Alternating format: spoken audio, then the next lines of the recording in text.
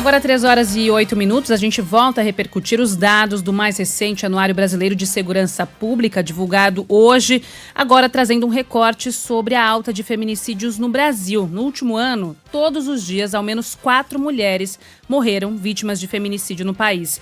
No total de 2024, foram 1.492 mulheres. É o maior número já observado desde 2015, quando a lei que trata de feminicídio entrou em vigor. Tem uma década, praticamente. Para falar um pouquinho sobre esses dados, a gente conversa agora com a cofundadora e vice-presidente do Instituto Maria da Penha, Regina Célia Almeida, quem eu já agradeço por atender aqui a Band News FM. E gostaria de começar te perguntando, onde é que estamos falhando como sociedade, como segurança, para mesmo em um anuário que mostra uma queda nas mortes violentas em geral, número que recuou 5,4% em relação a 2023, mesmo assim termos uma elevação no número de feminicídios, sujeitos ainda à subnotificação por não serem enquadrados como feminicídio. Muito boa tarde para você. Olá, boa tarde a todas e a todos, boa tarde a todos os ouvintes e assinantes. Observe, a Lei Maria da Penha ela vai fazer 19 anos, a do feminicídio 10 anos, fez esse ano, e a gente está falhando, infelizmente, na base, e a base é a formação e a educação.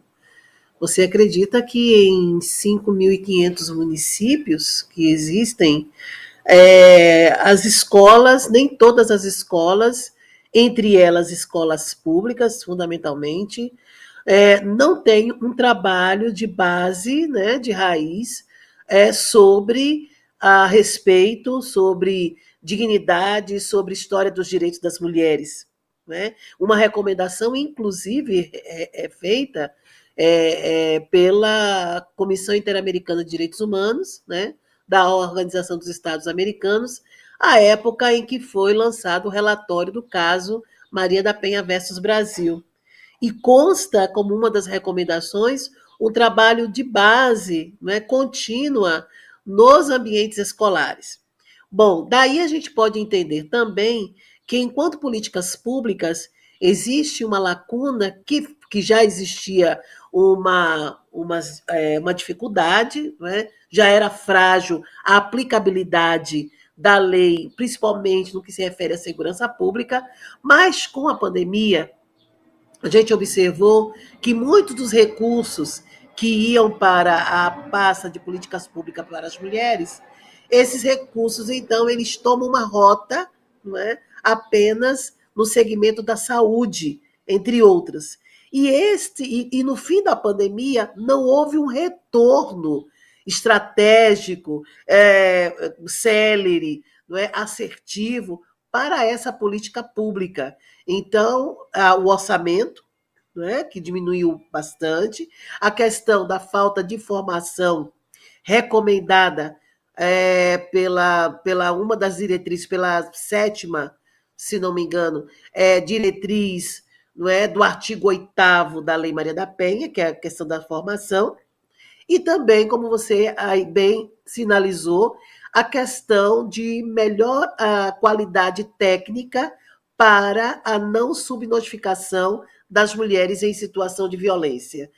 O que significa dizer que a rede, que já é uma recomendação, já foi definido na Lei Maria da Penha e que deveria se fortalecer na Lei do Feminicídio, a rede de atendimento, prevenção e proteção à mulher em situação de violência está realmente fragilizada, desconectada, não é, sem a sintonia necessária para o enfrentamento que hoje nos importuna. Regina, você citou que o caminho para melhorar nesses indicadores passa por educação, por formação, por conscientização, desse trabalho também de um orçamento que é flutuante, vai governo, entra governo, muda o orçamento para esse tipo de política, e então precisa ser um trabalho de longo prazo e que precisa ser multidisciplinar, precisa ser suprapartidário para conseguir atravessar governos, continuar sendo feito, para que isso de fato surta efeito. Como deixar isso fora do debate ideológico, de um acusando o outro, de isso ser uma bandeira de um lado, bandeira de outro, para que a gente possa avançar nesse sentido? Touché, Alexandre, é isso mesmo. Você observe que antes, acho que foi segunda ou foi terça-feira, o Ministério Público do Ceará e o Ministério Público do Rio Grande do Norte finalmente desvendou, não é, toda aquela trama de desinformação que estava desde 2019 para 2020 ocorrendo nas redes sociais contra a própria Maria da Penha, né? Então, essa rede desbaratou, inclusive tem uma plataforma que não é, qualquer pessoa pode ser assinante por apenas R$ 10, e essa plataforma estava robustecendo toda uma jornada, não é? Todo um investimento, desculpa, de desinformação a Maria da Penha, que com certeza atingia a essência da Lei Maria da Penha, fragilizando, obviamente, não é, a sua aplicabilidade. Para que a gente possa sair desta situação, é necessário que a população, né, e aí a gente conta realmente com a sociedade, né, com o povo, se aproprie do conhecimento, das informações, né, que nós trabalhamos todos os dias diuturnamente. Quais informações? Exemplo, sinais de identificação da mulher que está sofrendo violência, né? Conhecer os canais de emergência, que é o 190, e depois o canal de 180 para denúncia, né? E relatos de ocorrências. Estar acompanhando, né, programas como este, né, da comunicação, onde nós falamos sobre a importância do Centro de Referência de Atendimento à Mulher em Situação de Violência, ou Casa da Mulher Brasileira, também falando sobre a questão, acompanhando, não é, a rede de atendimento a esta mulher, como a Defensoria Pública, como os juizados, não é, como a patrulha. Aqui nós temos a Patrulha Maria da Penha, mas em alguns são o Guardiã Maria da Penha, ou outras